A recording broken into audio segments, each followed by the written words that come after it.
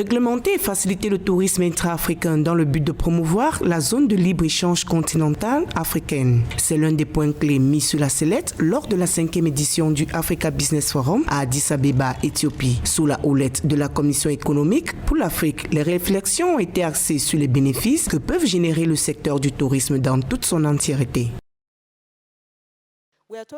Nous parlons de tourisme pour nos jolis sites africains et nos cultures, mais nous avons aussi des opportunités dans le tourisme médical. Cependant, comment pouvons-nous réclamer cela en retour? Plusieurs personnes, des citoyens africains, sortent de leur pays en quête des soins médicaux. Comment pouvons-nous aussi investir dans nos infrastructures, notamment dans l'industrie médicale, qui peut aussi être un support bénéfique?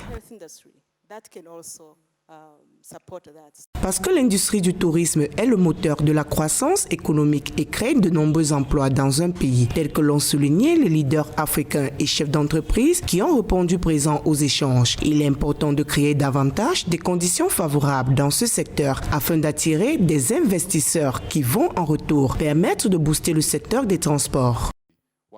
Nous souhaitons que les investisseurs viennent surtout du secteur privé. Mais le secteur privé ne peut pas venir lorsqu'il n'est pas sûr de la stabilité du pays. Nous leur offrons des exonérations fiscales.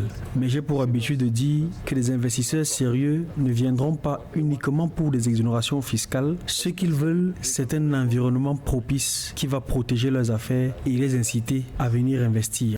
La Commission économique pour l'Afrique indique que 80% des touristes voyagent dans leur région et ceci a généré de 2009 à 2019 près de 25 millions d'emplois dans certains principaux États membres de l'Union africaine. Toutefois, selon l'Organisation mondiale du tourisme, l'industrie a connu un repli de 74% des arrivées touristiques en Afrique au troisième trimestre de 2021 par rapport à 2019. Ceci du fait de la pandémie à Covid-19.